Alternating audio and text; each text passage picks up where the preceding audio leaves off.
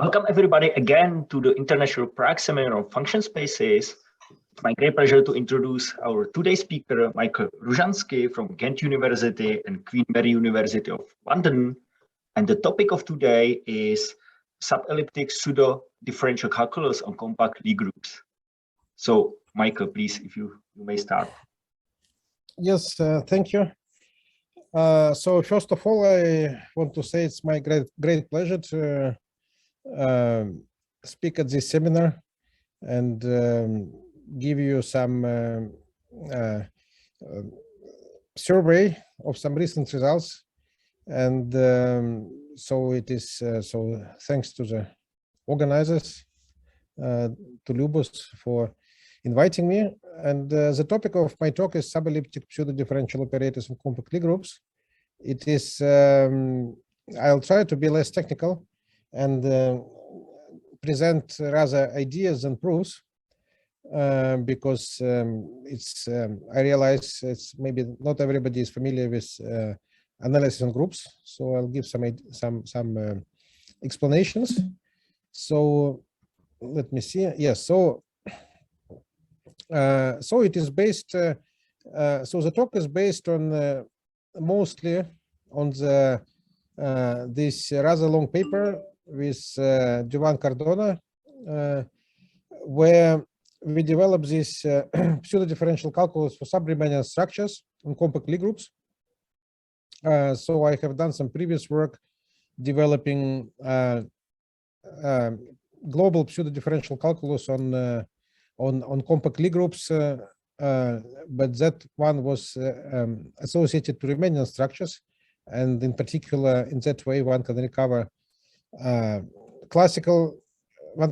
some elements of the classical pseudo-differential calculus, such as Hermander classes. So here the situation, as you will see, will be different, and so we will introduce some Hermander type classes related to subelliptic operators, and in terms of representation theory of the group, and this will give some additional insights and provide additional technical tools, and will also allow to prove some results which are not accessible with a classical theory of pseudo-differential operators. Of course, we are on a Lie group, which means a smooth manifold, which is also a group, such that the group operations are smooth. So it is rather large class. You may think of groups such as orthogonal groups, unitary groups, but eventually this also gives access to homogeneous spaces of groups, in particular to spheres and more general spaces. So here we think of Lie groups as manifolds with symmetries. As I said, it's a smooth manifold with a group structure. So we can enjoy both geometric objects and analytic algebraic objects on such spaces, and then we can do analysis on them. So this is somehow all three different types of branches of mathematics may come together in this topic. So we can think, for simplicity, we can think of let's say unitary groups, and we can all the subgroups if you want.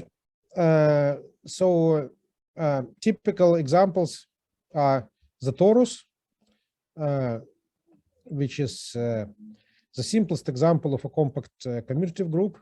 But then we can think of, as I said, unitary groups, special unitary groups, special orthogonal groups, symplectic groups, and as an example, we have a three-dimensional sphere. But as I said, if you think about homogeneous spaces, and analysis on groups often leads to corresponding results on homogeneous spaces where these groups act, and then we have a larger class of objects. And also to mention that because of the Poincaré conjecture proved by Perelman, in particular in a three-dimensional case, this extends to, we can put a group structure like on the three-dimensional sphere, or like on SU2, on any close connected, simply connected manifold. So then eventually this will give this gives quite a lot of spaces where this analysis applies. So before giving you technical details and formulas, let me just talk about some preliminaries. So this kind of pseudo-differential analysis in compact Lie groups started with in the joint book, some papers, and then a book with Ville Turunen from Helsinki. So there we developed pseudo-differential calculus. Of course, you may think that this is a compact manifold, so the classical theory applies, but we tried, so the novelty of our approach was to describe the pseudo-differential calculus in terms of the algebraic structure, namely in terms of the representations of this group. And surprisingly, this gives a global theory which is very well adapted to solving many questions in analysis in partial differential equations. And this work continued with many co-authors about different topics, different questions. So I give this partial list here. And then here, so here we have, we are still in this talk, we are still in compact Lie groups, but we will look at the pseudo-differential calculus, which is adapted to sub-Riemannian structures, so sub-Laplacian, and then rather than Laplacian. And so it relies, this approach relies on the representation theory. So it may be kind of, for an analyst, maybe an additional thing to use, but this is very powerful. And actually representation theory that we use, we are not using deep algebraic analysis of representations, but because representation theory of compact Lie groups is very simple. I will tell you, and you will maybe in 1 or 2 slides, you will understand it completely. So this is very useful to studying different questions. So here I have some, then this work a little bit analysis on important Lie groups. So this is another class of Lie groups, which are not compact. So such as, so this, the trivial example is the Euclidean space Rn, but then the non-commutative, the first simple non-commutative example is the Heisenberg group. And then we can talk about more general important Lie groups. So here is also about pseudo-differential calculus in such groups. There is a book with my former postdoc, Veronique Fischer, and then with further applications, which I will not talk much about here, but I should also mention that we took this analysis a bit further and developed some elements of it on general locally compact type 1 groups with Marius Montoyo from Chile. And then we also took some of these ideas to manifolds and to non-harmonic analysis, which is a kind of global analysis of boundary value problems. And finally, also to quantum groups and general locally compact groups without type 1 property. But of course, the higher generality we consider, the less results are available. But this is not, I don't have time to talk about this much during this talk. So let me choose, so I choose a particular topic, which is this recent development. And so let me give some, now move to some formulas, some classical things. So we have the Fourier transform here. And the idea of pseudo-differential operators is that, in fact, it's rather general, because any linear operator acting on functions can be viewed as a pseudo-differential operator. So this is very easy to show, especially it's very easy to show that basically, essentially any linear continuous operator taking functions to functions, or functions to distributions, or distributions to distributions is a pseudo-differential operator.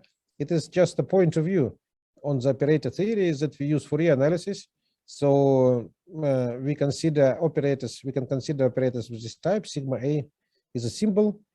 So what happens here, we take Fourier transform, we multiply by the symbol, and then we take the inverse Fourier transform. So you can already imagine that this is a very powerful theory, because many questions are reduced. So with the Fourier transform, many questions about operators are reduced about multiplication by symbol. And the simplest Hermander class is like this. It's like models polynomial behavior in Xi, where Xi in the Japanese brackets is given by this formula. So basically, it's like modulus of Xi, but it's made smooth at the origin. And then the question is like, so when we move towards groups, the simplest example is a torus, and then on the torus we can say, so on the torus we can say, let's, on one hand it's like a nice smooth manifold, locally Rn, so we can extend we can take the calculus on Rn and extend it to manifolds. But another point of view is to work with the theory which is with tools which are intrinsic to the torus. So namely, if we are on a torus, we have Fourier coefficients, and then we can consider another quantization of for pseudo-differential operators like this. One can say toroidal quantization when we use Fourier coefficients and we multiply them by a symbol, and then we take the inverse Fourier transform. So this is, and surprisingly, the classes operate symbol classes which we have here on Rn. They coincide with this approach with the classes which we would define in this way here. The only difference is that Xi is a discrete variable, Xi is in Zn, so we cannot differentiate with respect to Xi like we do here. So we take just difference. So this is difference operators on the latest Zn, and then we can consider this class, and surprisingly, these two classes coincide.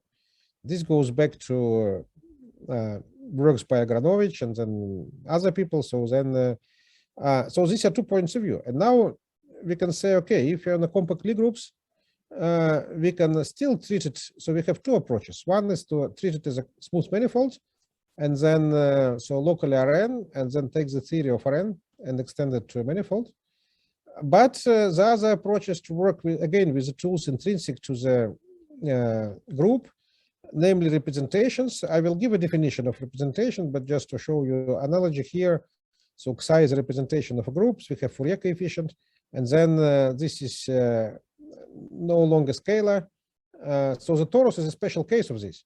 In this case, representations are one-dimensional, actually characters given by these exponential functions. So here we have the same formula. We will sum over dual group, dual space, and so these Xi dimensions of representation. And then we have a similar formula. These are matrices, so we have to take a trace, and we can define the corresponding symbol classes.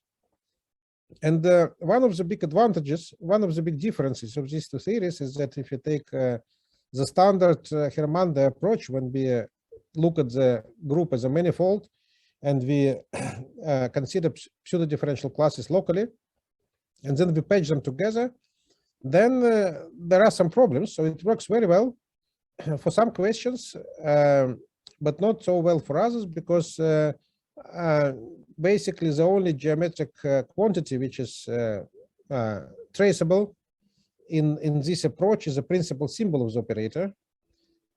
So under some conditions we can talk about sub-principal symbol, but the full symbol doesn't have a geometric, doesn't have an invariant geometric meaning. So because it depends on the choice of coordinates, obviously, but not only that, if you change coordinates systems, then the symbol may change in some unpleasant way. We don't have any, we cannot keep track of this. So we can do this for principal symbol, but not for this full symbol. So some questions like index theory, index theorems which depend only on the principal symbols, then we can do with this approach, but some other problems like equations with multiplicities, some spectral analysis and so on, we cannot do this that well, because we don't keep track of the full symbol. And an advantage of the second approach with working with the tools of the group is that here sigma A will be the full symbol of the operator. So it is globally defined and it contains all information about the operator. So we're not losing anything. So as you will see, we can do results which are impossible to do with the classical approach. Okay, so now I'll tell you a little bit about representations. Representation, so is based, the idea is that we look, so to study the group, we look what this group is doing when we consider mappings between the group to matrices. So if we take a mapping from the group to the group of matrices, then we see how the group operation acts there with multiplication by matrices. So basically it's here the situation, well, this can be for general groups, not necessarily compact. So unit representation is just a mapping from the group to the space of linear transformations of some Hilbert space, HXI. So HXI is called representation space. And so unitary means that this mapping is unitary. Here is a condition, and the representation means that it preserves the group structure. So here XY is multiplication on the group, but Xi of XY, this is a linear operator on the Hilbert space, and then the product of the group is mapped to the product of representations.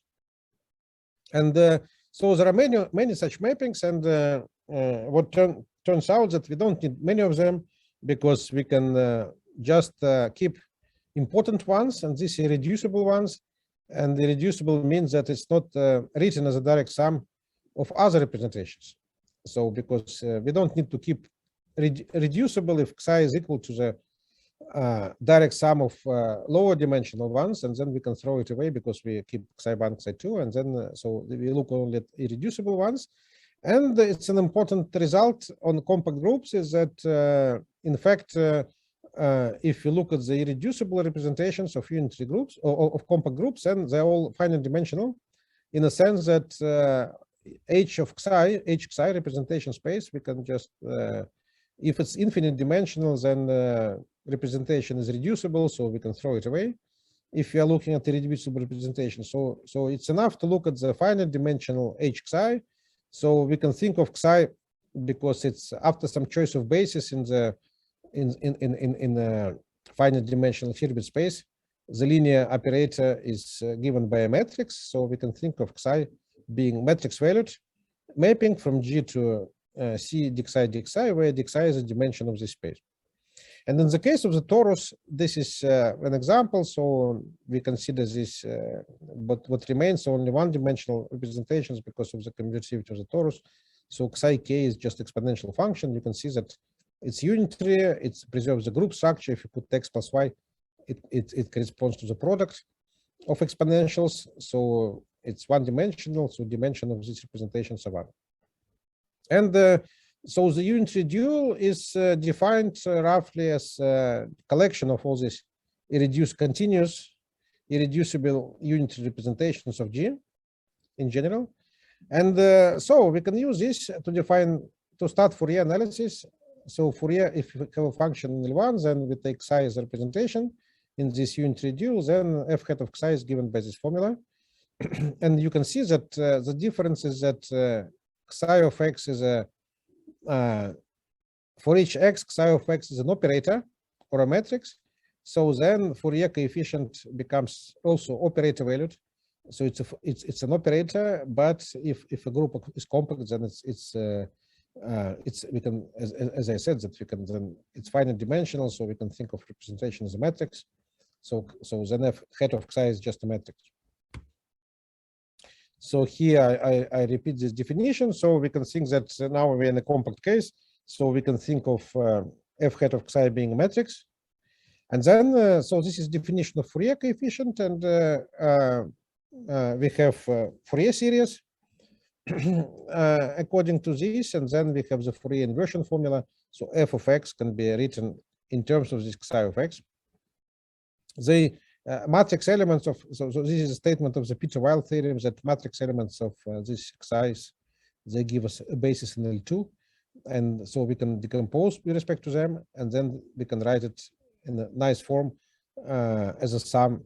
So we have, but here remember that f hat of Xi, Xi of x, these are matrices of the size dxi dxi. So we can multiply two matrices, and then we want to get a scalar valued function back, so we take a trace and then we get f.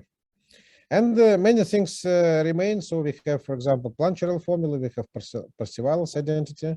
If we define the right spaces, if we define the spaces on the dual correctly, For example, L2 on G hat, if you define by this formula, then we have the Parsevalis identity, and we have many other things. So this is definition of Fourier analysis, and then there is a very nice link to the spectral theory, namely this Xi's. So we have a Laplacian on the group, bi-invariant Laplacian, and then it turns out that for each Xi, so all this is inequality in matrix form. This is in component form. So if we take Xi and we look at its components, Xi ij's, then all of these Xi ij's, they are eigenfunctions of the Laplacian with the same eigenvalue. So they give us the span of these matrix elements of Xi. They give us an eigenspace with the same eigenvalue, which we can call lambda Xi. And this will be the weight. Remember the weight which we used for defining growth of Fourier coefficients. We can define the growth of Fourier coefficient with respect to the spectrum of the Laplacian.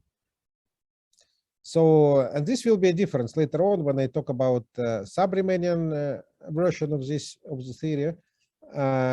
We will be measuring the growth of Fourier coefficients, not with respect to the spectrum of the Laplacian, but with respect to the spectrum of the Subelliptic.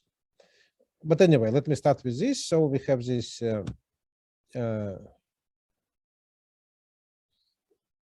let me see.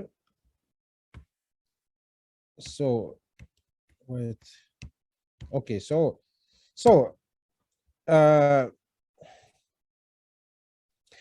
the difference is the following. So as I said, the difference with sub-Laplacian is that sub-Riemannian is that now instead of Laplacian, so here we have the eigenvalues of the Laplacian, and we use this Xi in these Japanese brackets as so this is proportional to the eigenvalues of the Laplacian. But now if we have sub-Laplacian, so let's say we have Hermann's sum of squares, so satisfying Hermann, so we have vector fields satisfying Hermann condition, which means that if you take commutators and iterated commutators of these vector fields, then they give us the whole Lie algebra. So then of some step, then by Hermann, so by the celebrated Hermann sum of the squares theorem, if Hermann condition is satisfied, then the operator is subelliptic, is hyperelliptic. And in fact, so this operator, it has discrete, it also has discrete spectrum. And in fact, it can be, so it has a discrete spectrum, and it is with the same eigenfunctions, different eigenvalues, but the same eigenfunctions. So here it should be, I forget, this should be Xi ij, but basically it means that Xi ij's, so the same Xi ij's, they're not only eigenfunctions for the Laplacian, but also for the sub-Laplacian, but the eigenvalues change. We consider them as new. We can write new. They may depend. They're no longer. So for the Laplacian, all matrix coefficients of a representation, they give us the same eigenvalue. Here it may be different, but then we will measure. So we will measure the size of Fourier coefficients, comparing them to so this L hat of Xi is a symbol of the sub-Laplacian. So it's diagonal. So it is given by this news eigenvalues of the sub-Laplacian, and we will measure the size of Fourier coefficients in terms of the eigenvalues of the sub-Laplacian. And so here we can have, so for example, we can characterize different function spaces on the Fourier transform side as an Rn. We can do here. So for example, Sobolev space of order S can be characterized by the growth of Fourier coefficients. So this is a nice formula. Smooth functions can be characterized by the decay of any order of Fourier coefficients. Distributions can be characterized by polynomial growth. And here, Xi in these Japanese brackets, these are, remember, these are eigenfunctions of the these are eigenvalues of the Laplacian. So one can, I think I took quite a lot of time for introduction, so let me, I will unfortunately skip some things, but one can also, so in this paper we looked at so one can look at the corresponding characterization of Besov spaces, of Tribble-Zorkin spaces, and so on. Now, in terms of the Fourier analysis, Fourier coefficients which are defined in terms of representations.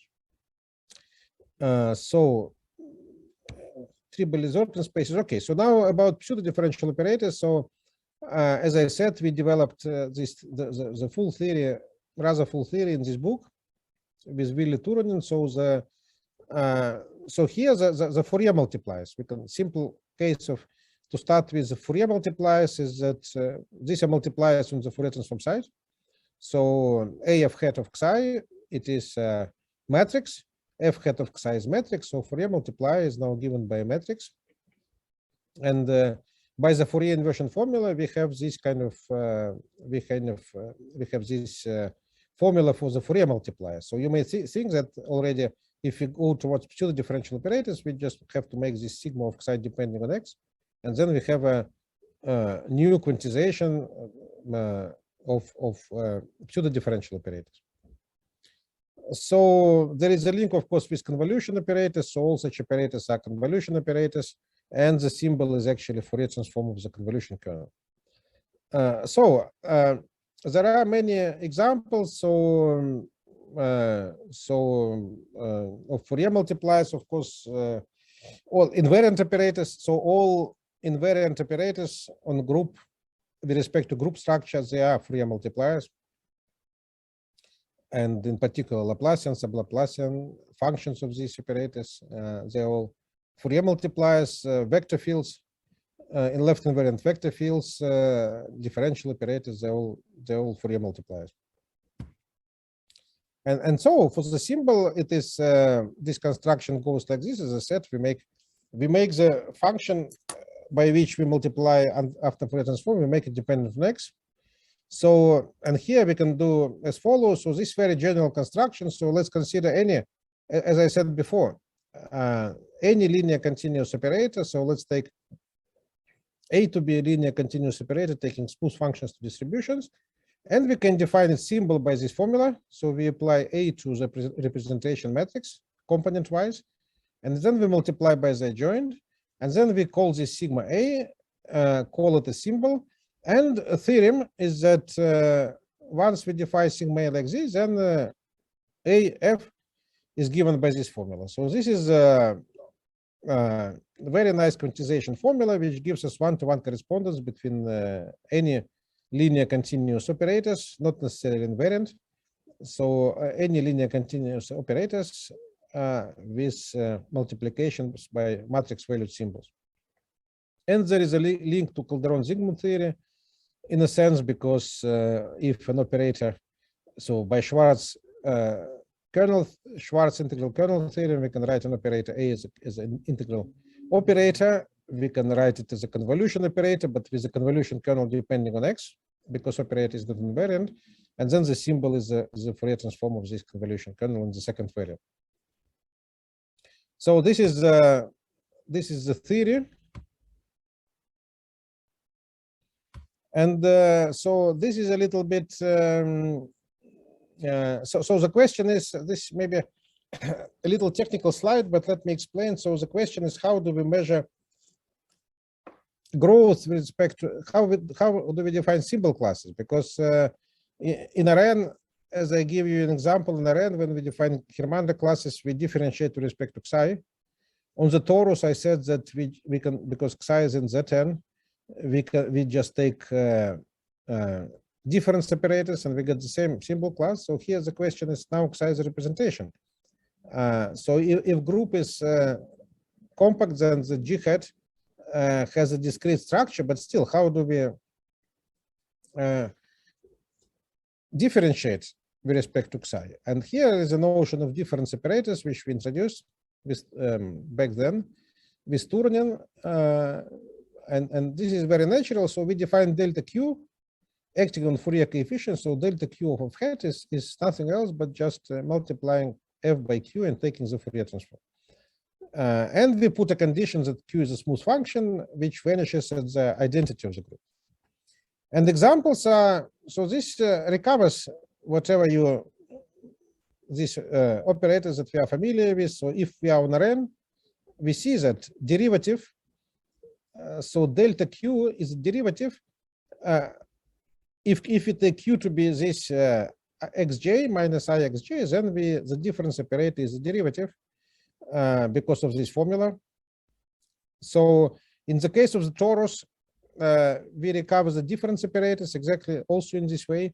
If you take qj's like this, remember this has to be a smooth function, periodic, so periodic on the torus, vanishing at 0.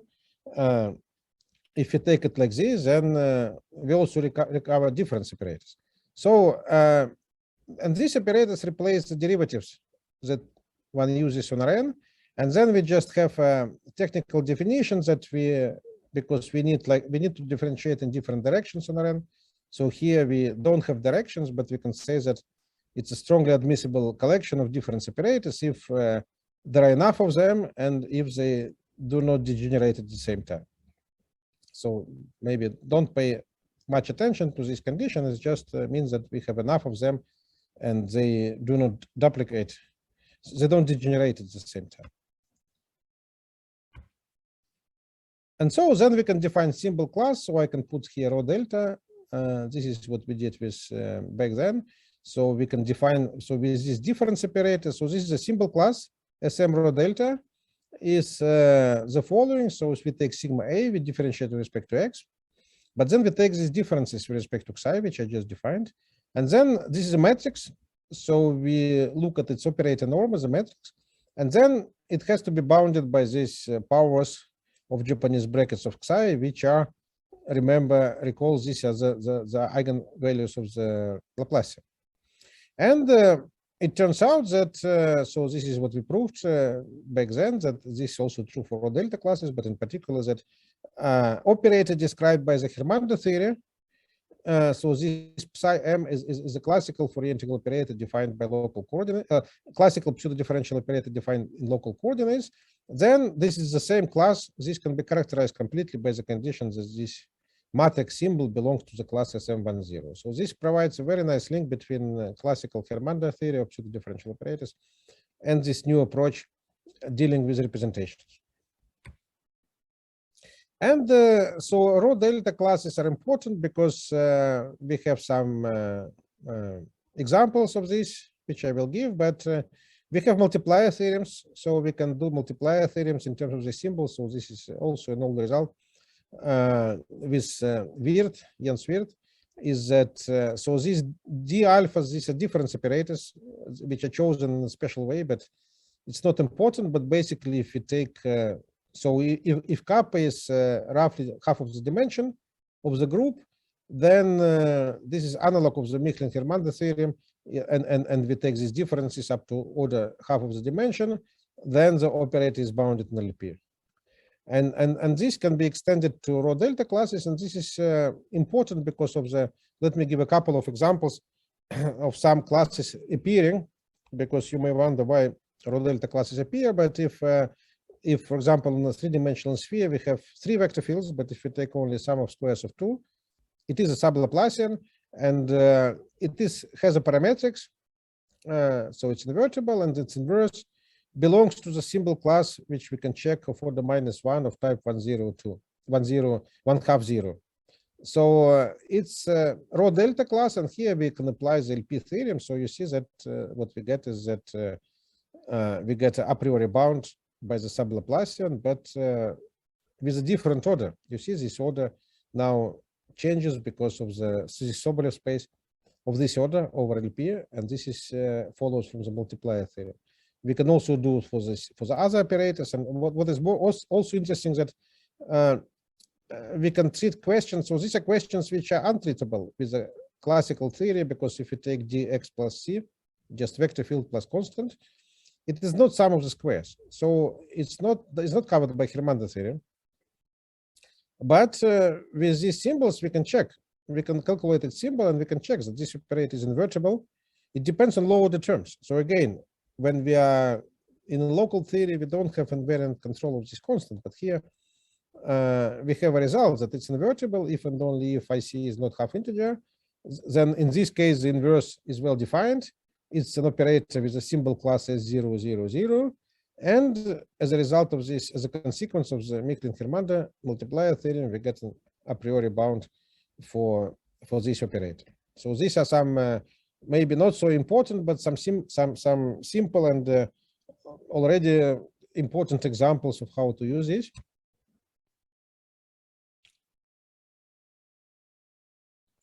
So in particular, this is more recent. So this is in our recent paper. So we have a version of this Miklin-Hermanda theorem, but subelliptic version. So here, look at the difference. So here we compare the differences with the symbol of the Laplacian, with the eigen spectrum of the Laplacian. Here, this m hat of psi, this was remember I introduced this m hat of psi.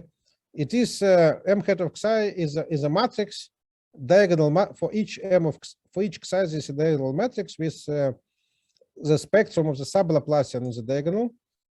So it contains the spectrum of the sub-Laplacian, and then we here the subelliptic version is that we compare this with the spectrum of the sub-Laplacian, and so if these conditions are satisfied of Miklin-Hermanda type, then the operator is bounded in LP. So we have a subelliptic version of the Miklin-Hermanda theorem. So there is also another one. So there is also Miklin-Hermanda theorem, but in Hermanda formulation, which is okay. So here we give the maybe I should now, time is running fast, so I should skip some things. But we have, so just this is to give you an idea. So we have not only results in LP, we have results in Besov spaces, in triple Lizorton spaces, and so this is, and we also have Marcinkiewicz type theorem. So maybe oscillating multipliers. Let me skip this topic because I see that I spent much time. We have analogs of the LP boundedness for rho delta classes. For both elliptic classes and subelliptic. So for elliptic classes, this is a result with Julio Delgado, another postdoc, a few years ago. So basically, it's an analog of the Pfefferman. So Pfefferman proved LP boundedness for pseudo-differential operators of type rho delta on Rn.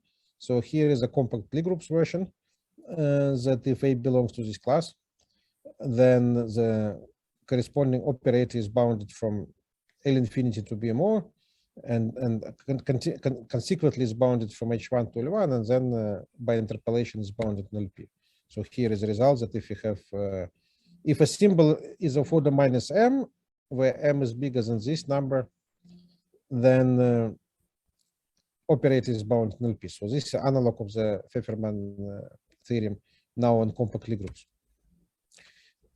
So I think that I prepared some things. I see that I have less than 10 minutes. So I prepared some things also to give you about nilpotent groups, but I think I will skip. So just maybe as so I can refer there. These are two books.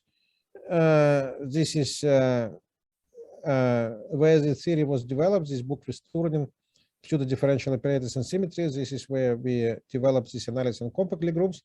And then later one is quantization nilpotent Lie groups with Veronique Fischer, where we developed a version of this theory, but on nilpotent groups.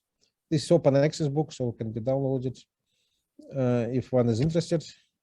And so then I prepared, so sorry for skipping, because so analogs of all this can be done for nilpotent Lie groups. So as I mentioned here, there is this book, quite lengthy, where we give a comprehensive description of this theory on development of this theory on so-called graded groups, which are basically almost exhaust the class of nilpotent groups.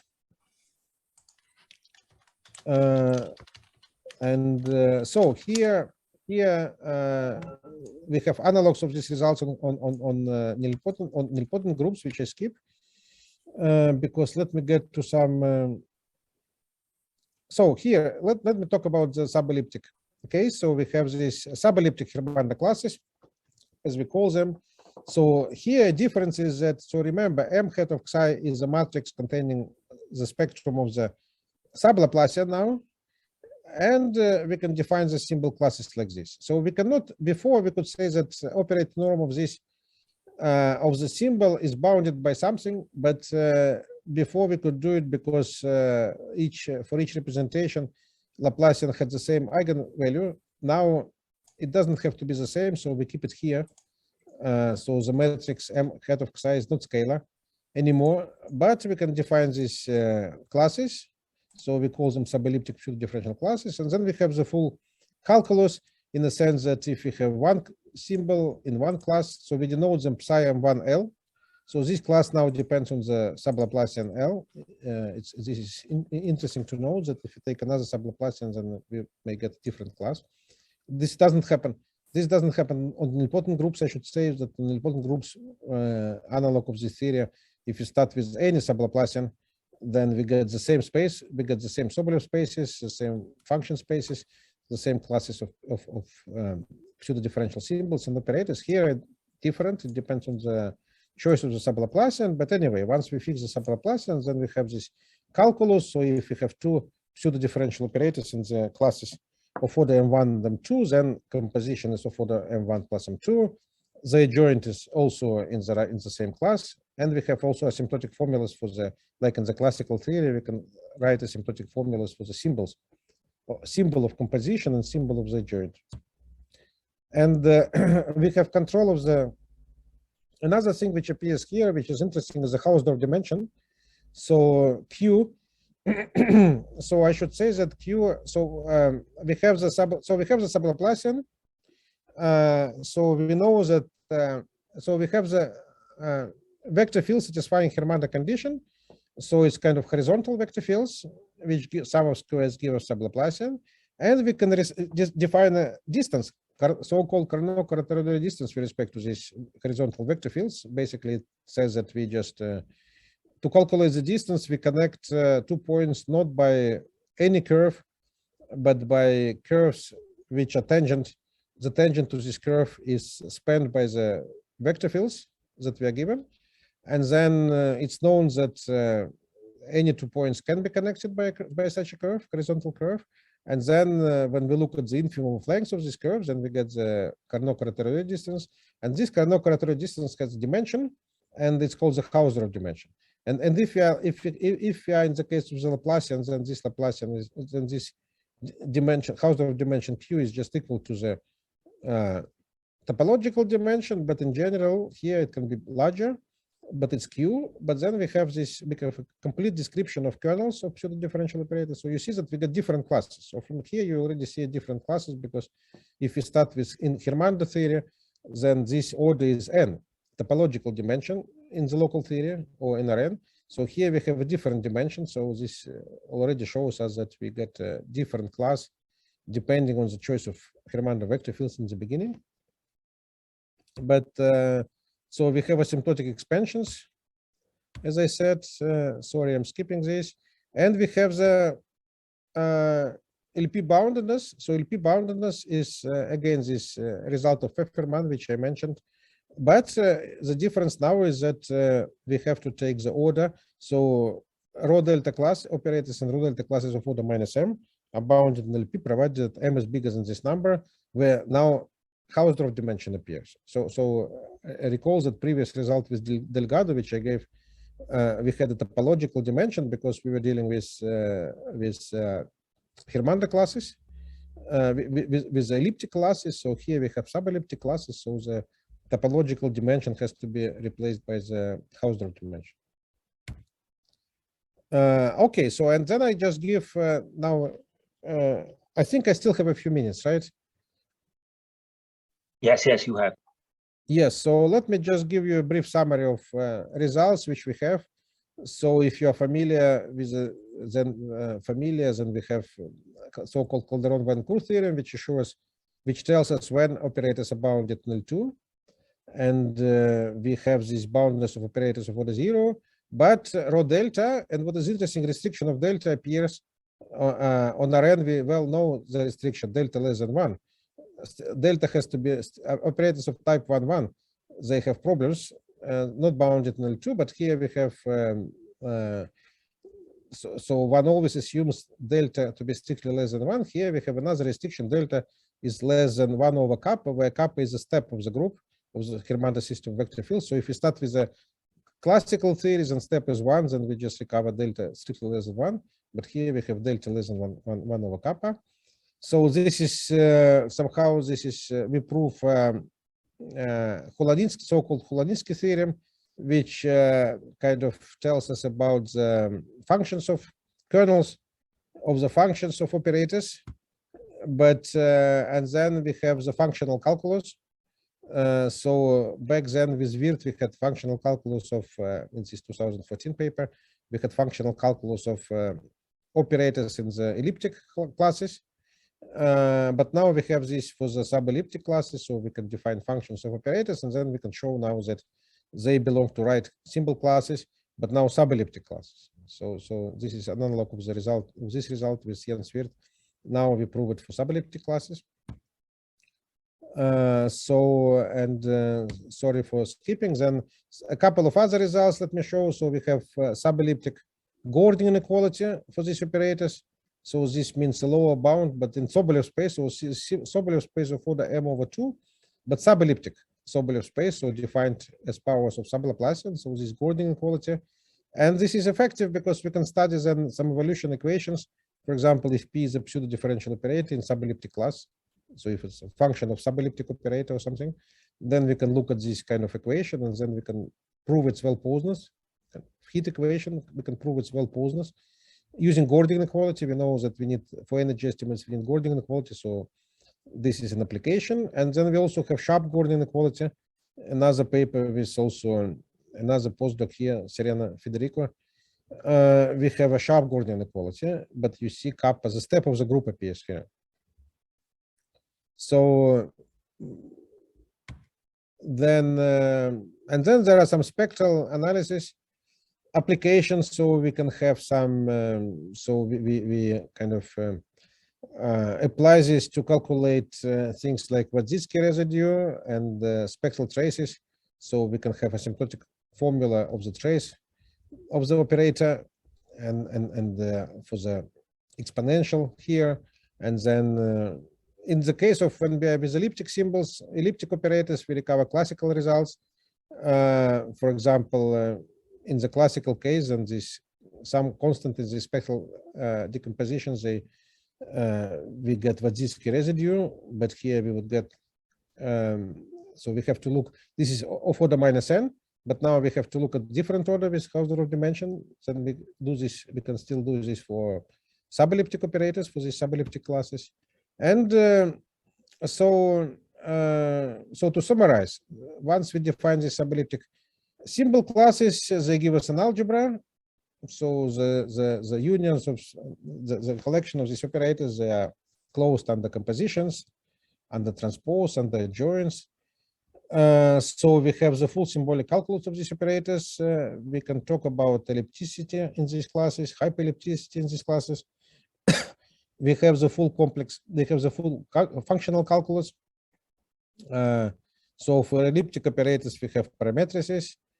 We have a link with Calderon-Zygmunt theory, but one has to make a twist with this Calderon-Zygmunt theory in the sense of Koifman and Weiss of spaces of homogeneous type, but then this works very well. We have Calderon-Vancouver theory, but the changes here in this restriction on delta, which now depends on the step of the group. And so we have this functional, so I said functional calculus, like we, for example, we can consider powers of operators, they belong to right symbol classes.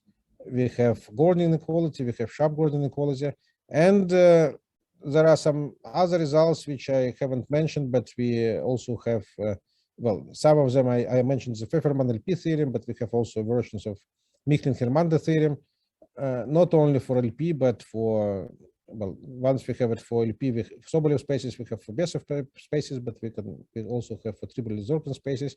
And it's nice because, so in another paper, we showed that how this is all connected to index theory and Wadzinski residue and Dixmer trace and these kind of things. But I think that my time is up, so sorry I went a little bit over time, but thank you for your attention. Thank you, Michael, very much for your very interesting talk, full of very interesting information. I suggest we all thank Michael for his talk. All right. Thank you.